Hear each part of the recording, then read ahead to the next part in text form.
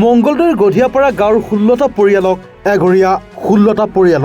এঘৰীয়া কৰে গাঁওখনৰে লোকসকলে।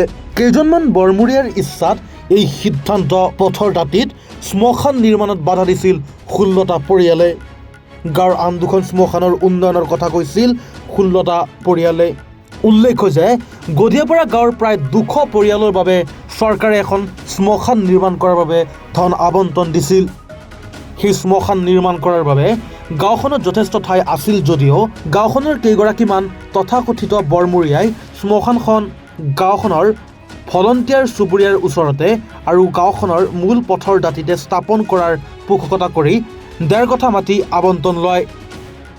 একাংশ ৰাইজৰ দাবী, সেই স্থানত শ্মশান হ'লে সেই পথৰে যোৱা ছাত্ৰ ছাত্ৰীকে ধৰি ৰাইজৰ বাবে এক জয়াল পৰিৱেশৰ সৃষ্টি হ'ব। লগতে ওচৰতে থকা উত্তৰ মঙ্গলদৈ হাইস্কুলৰ ছাত্ৰ ছাত্ৰীসকলৰ বাবেও অসুবিধাৰ সৃষ্টি হ'ব। সেয়ে গাঁওখনৰ পূৰ্বৰ পৰা থকা দুখন শ্মশানৰ ভিতৰতে এখনত উন্নত প্ৰযুক্তিৰে নিৰ্মাণ কৰিলে ৰাইজৰ সুবিধা হ'ব।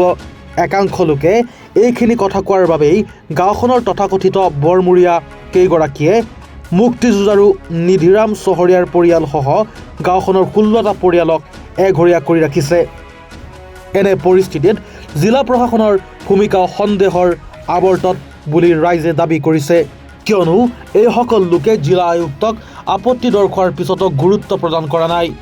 সেয়েহে এই শ্মশানখন নিৰ্মাণৰ ক্ষেত্ৰত মুখ্যমন্ত্ৰীৰ হস্তক্ষেপ দাবী কৰিছে একাংশ ৰাইজে।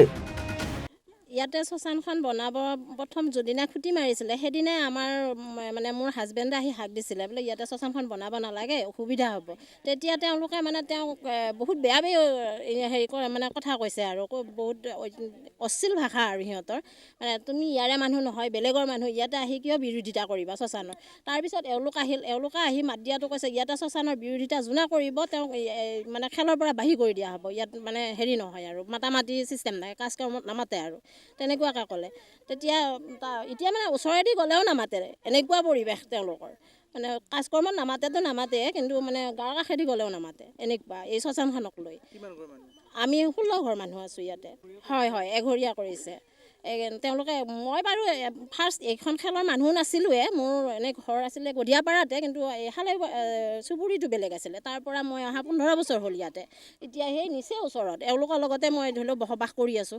গতিকে সেই কাৰণত এইখিনিত আমি মাত মাতিব নোৱাৰিম নেকি? মাত মাতাটো আমাৰো অধিকাৰ আছে, কিন্তু আমাৰ অধিকাৰ নাই আৰু আমি মাত মাতিব নোৱাৰোঁ হেনো। সেই কথাটো তেওঁলোকে স্পষ্টকৈ কৈ দিছে, ইয়াত আমাৰ অধিকাৰ নাই, সেইটো কৈছে। আমাৰ মতে ইয়াত হ'ব নালাগে, বহুত অসুবিধা। আগতেতো গোটেই ৰাস্তাটোৱে বেয়া আছিলে। ৰাস্তাটো বিজেপি চৰকাৰৰ দিনত মামাই ধৰি লওক কৰি দিলে আমাক, এই ৰাস্তাটো সুন্দৰ হ'ল। এতিয়া মানুহ ডেইলি অহা যোৱা কৰে, ৰাতি 12টা, 1টা, 2টা যেতিয়াই মানুহ বিচাৰোঁ তেতিয়াই পায়। কিন্তু এই শ্মশানখন হোৱাৰ পিছত মানুহটো নাহে। কিন্তু তেওঁলোকৰ 1 কিলোমিটাৰ 2 কিলোমিটাৰ আঁতৰত ঘৰ, আৰু তেওঁলোকৰ ল'ৰা ছোৱালী এতিয়া সিফালে পঠায়, ইফালে নাহে, এতিয়াই নাহে আৰু পিছত আহিব নেকি? কিন্তু আমাৰখিনিতো ইফালে এতিয়া যাব লাগিব। স্কুলখন ওচৰত আছে, কিন্তু তেওঁলোকে স্কুলখন ADC চাৰ্কুল বাইদেউ যোন আহিলেও স্কুলখন দেখা নাপায় দেই। কি কাৰণত দেখা নাপায় আমি সেইটোৱে নাজানো। উত্তৰ মঙ্গলদৈ হাইস্কুল এইখনতো চেণ্টাৰ, ইণ্টাৰভিউ এইবিলাক হয়, ডাঙৰ মেট্ৰিক চেণ্টাৰ। স্কুলখনৰ অসুবিধা, তেওঁলোকে DC ছাৰৰ তাত দিছে, দৰখাস্ত দিছে সেই অভিযোগত, কিন্তু সেইবিলাক একোৱে হেৰি হোৱা নাই এতিয়ালৈ। আছে এখন শ্মশান এইখিনিত আছে, ধৰি লওক 1 কিলোমিটাৰ দূৰ হয়, আৰু আমাৰ পৰা 1 কিলোমিটাৰ দূৰ হয়। তাৰ সেই শ্মশানখনত তেওঁলোকে মানুহ ইতিমধ্যে থৈয়ে আছে। আজি ইমান বছৰেদি এইখন শ্মশান থৈয়ে আছে, তাতে এতিয়ালৈ থৈয়ে আছে। আৰু তেওঁলোকে আমি তেতিয়া কওঁতে কৈছিল যে বোলে তাতে মানুহ থ'ব নিদিয়ে, বাধা দিয়ে। তেতিয়া আমি তেওঁলোকৰ চেক্ৰেটাৰী সুধিলোঁ, তেতিয়া তেওঁ কৈছে বোলে কোনে কৈছে বাধা দিয়া বুলি? আমিতো কাকো বাধা দিয়া নাই যে ইয়াত মানুহ থ'ব নোৱাৰি বুলি। দৰকাৰ হয় সেইখনতে আকৌ এখন চিতা বনাই থওক, 2খন চিতা হ'লে অসুবিধা নাই, সেইটোও কৈছে তেওঁলোকে। কিন্তু তেওঁলোকে সেইটো নামানে। আমি বনামেই আৰু আমাক চৰকাৰৰ অনুদান নালাগে, আমি নিজৰ পকেটৰ পইচা খৰচ কৰি হ'লেও এইখন শ্মশান বনামেই, বলপূৰ্বক। এই শ্মশানখনৰ কাৰণে এই 16 ঘৰ মানুহ বিৰোধিতা কৰাৰ কাৰণে এই 16 ঘৰ মানুহ এঘৰীয়া। সেইকাৰণে আমাৰ পৰিয়াল কম। আমি সেইদিনা চাৰ্কুল বাইদেউ তাত যাওঁতে বাইদেৱে আমাৰ সংখ্যাগৰিষ্ঠতা বিচাৰিছে, সংখ্যা কম। আমি সংখ্যাৰ লগত লগা নাই নহয়। আমাৰ কথা হ'ল এইটো অসুবিধা, আমাৰ লগতে ৰাস্তাৰ মানুহৰো অসুবিধা, সেইটোৱে আমি বিচাৰিছোঁ। ল'ৰা ছোৱালীৰ অসুবিধা, স্কুলত এতিয়া ইয়াতে মানুহ পুৰিলে যাব তাতে, সেইখনত পুৰিলে আমাৰ ঘৰলৈ যায়, স্কুলত যায়, স্কুল হাফ দিয়ে। এইখনত হ'লেতো স্কুল ছুটিয়ে দিব লাগিব সম্পূৰ্ণ। তেতিয়া কি কৰিব? আমি হ'ব নিদিওঁ, আমি এইখন হ'ব নিদিওঁ, সেইটো আমাৰ চূড়ান্ত সিদ্ধান্ত। আমাৰ গাঁৱৰ প্ৰায় ইয়াৰ পৰা 2 কিলোমিটাৰ দূৰ হয়। তেওঁলোকে আহি ইয়াতে মানে বলপূৰ্বকভাৱে এই মানে উচ্ছেদ কৰি এইটো মানে শ্মশান পাতাৰ যোজা চলাইছে মেইনলি সেইটো কথা। এতিয়া আমাৰ মানে অসুবিধাটো তেওঁলোকে মুঠেও চিন্তা নকৰে। তেওঁলোকে খালি ইয়াতে মানে শ্মশানখন আমাক জেদ কৰি হেনো পাতিবই, তেনেকুৱা মনোবৃত্তি সিহঁতে। আমি এই বিষয়ে কিন্তু বিভিন্নজনক জনাইছোঁ আবেদন যোগে, কিন্তু কোনো আমাক বৰ্তমানলৈকে সঁহাৰি দিয়া নাই। আমি মানে মানুহ অলপ কম সেনেকুৱাকৈ ক'লে, কিন্তু ইয়াতে হয়তো ৰাজনীতিৰো প্ৰভাৱ আছে, ভোটৰ অংক আছে, গতিকে সেইবিলাক আমি গম পাই আমি মানে অলপ হেৰি হৈ আছোঁ আৰু অলপ কমজুৰি টাইপ হোৱাৰ কাৰণে আমাৰ কোনো আবেদন নিবেদন মানে আমাৰ ইয়াতে গ্ৰহণ হোৱা নাই। এঘৰীয়া মানে আমাৰ টোটেল আমাৰ গাঁৱৰ আমি একে গাঁৱৰে আছিল গঢ়িয়াপাৰা, গোটেই খেলখন এখনে, তাত 100 ঘৰ মানুহ আছে।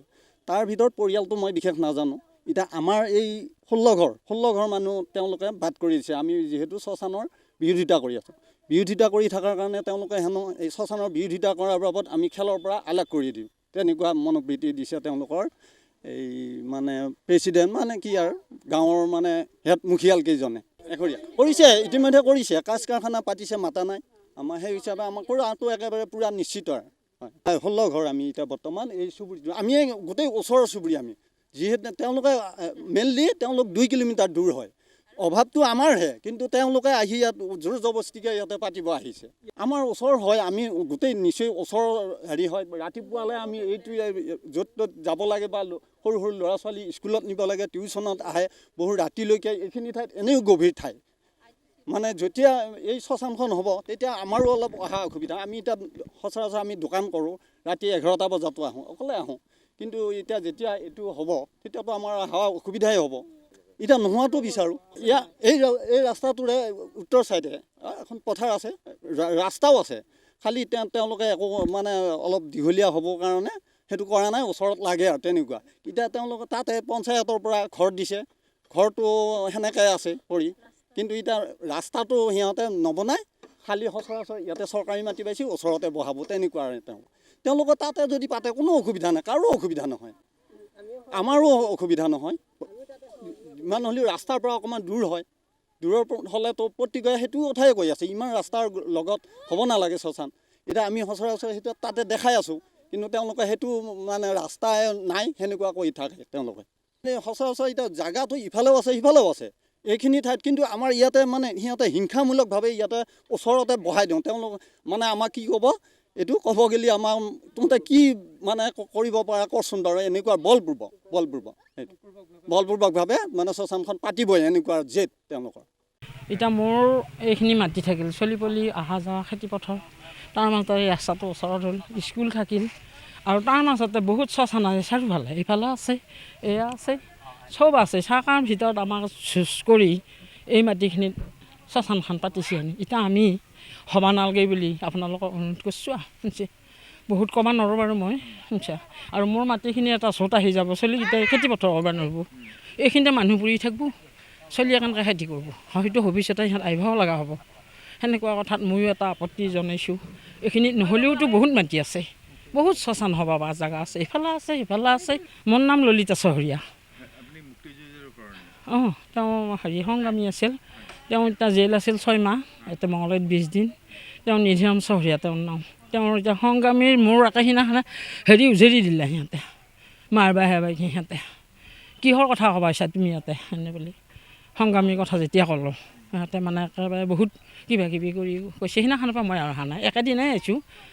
ধমকি দিয়া হেৰি এটা চিকন, এটা মহেন্দ্ৰ চহৰীয়া, কিৰিতি আৰু নীল, এটা মানে বহুত সিহঁতে মানে মোক মাতা বোলা সিহঁতে এচিয়ে, তাৰমানে এই কথাটোৰ কাৰণে মই যেতিয়া কথাখিনি ক'লোঁ মই এঘৰীয়া, আমি এতিয়া 16 ঘৰ মানুহ এনেই কিবা কৰি চলি আছোঁ আৰু উপায় নাই। সিহঁতে সিদিনাখন প্ৰথম দিনাই মানে কাষেৰীয়া কৰিছে সিহঁতে, তহঁত আজিৰ পৰা কাষেৰীয়া হ'ব লাগিব, আমাৰ লগত নহয় আৰু পৰিয়ালকে ঘৰে আছে। অঁ, মুক্তিযুঁজাৰু মই হ'লেও মানে সিহঁতে মোক মানি লোৱা নাই, ক'ৰ মুক্তিযুঁজাৰু ওলাইছে আহি, আগৰ পৰা ক'ত আছিল, ইয়াত ক'ত হেৰি ঘৰ কৰিব, নহয় মিছা কথা কৈছে।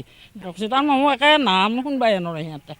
মই যি সেনেকুৱাৰ মানুহ, সেইকাৰণে মই মানে এতিয়া অলপমান হেৰি কৰিছোঁ। এতিয়া সিহঁতে মোক কিয় লঘু কৰিলি তহঁতে, মোৰতো কথাটো সোধ বা আহি সোধ, মই এইটো কৈছোঁ, আহি পেলাই সোধ মোক যে মাটিখিনি তাতে আপোনাৰ ওচৰত থাকিল কিবা এটা অসুবিধা হ'ব নেকি, এইফালে ৰাস্তাও থাকিল বা এইফালে হেৰি থাকিব। আৰু ইয়াততো মই বাদেই দিছোঁ, মোৰো অসুবিধা থাকিব, ইয়াততো বাৰু অলপমান মাটি নহয় সেইটো কৰিছে, কিন্তু ইয়াতে আহি পেলাই যুঁজ কৰিব নালাগে নহয়।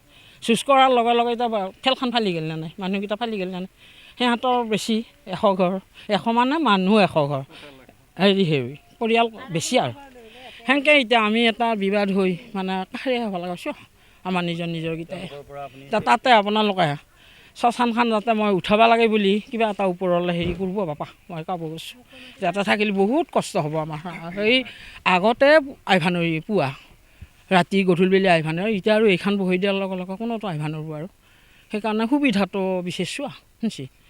এতিয়া সিহঁতক এটাই কথা কৈছোঁ বাপা, শ্মশানখন হ'ব নালাগে বুলি আপোনালোকে হেৰি কৰক। আমাৰ বহুত দুখ হ'ব। এইয়া ৰাস্তা, এয়া চলি ৰাতিয়ে দিনা অহা যোৱা কৰে, এই স্কুল, এইখিনি আপোনালোকে কিবা এটা হেৰি কৰিব আৰু শুনছি। নাই বেলেগত একো আপত্তি নাই, বহুত জেগা আছে আমাৰ। পিছফালে এইখন খালেপাত আছে এখন, অলপ যায় এখন সেইখন নদীটো পাৰ হ'ব লাগিব, আৰু এইফালেও অলপ আঁতৰত আছে। এতিয়া সেইবিলাকত নকৰি সিহঁতে যুঁজ নাচ কৰি আমাৰ লগত ইমান বিবাদ কৰিব নালাগে নহয়। বহুত জেগা আছে, যদি নহ'ল হয় আমিও ক'লোঁ হয় দে পাতক দে ঐ। Bureau report, any Bharat 24। Zubeen গাৰ্গৰ গীতসমূহৰ ওপৰত আধাৰিত গানে কি আনে নামৰ এটা সুন্দৰ অনুষ্ঠান আপোনালোকৰ ওচৰলৈ আহি আছে অতি শীঘ্ৰে। অহা 15 আগষ্টৰ পৰা ধেমাজিৰ পৰা প্ৰথম অডিশ্যন আৰম্ভ হ'ব, আৰু সেই অডিশ্যনৰ যোগেদি বিভিন্ন কণ্ঠশিল্পীসকলে যিসকলে এই অনুষ্ঠানত যোগদান কৰিব বিচাৰে তেওঁলোকে এই অডিশ্যনৰ যোগেদি আগবাঢ়ি আহক। আৰু জুবিন গাৰ্গৰ বহুত ভাল লগা গান আমি সদায় শুনি আহোঁ, আৰু আপোনালোকৰ যদি ভাল লগা গান থাকে জুবিন গাৰ্গৰ আপোনালোকে গাই ভাল পায় তেন্তে অডিশ্যনত যোগদান কৰক। মোৰ ফালৰ পৰা আন্তৰিক শুভকামনা থাকিল এই সম্পূৰ্ণ অনুষ্ঠানটোলৈ। ধন্যবাদ।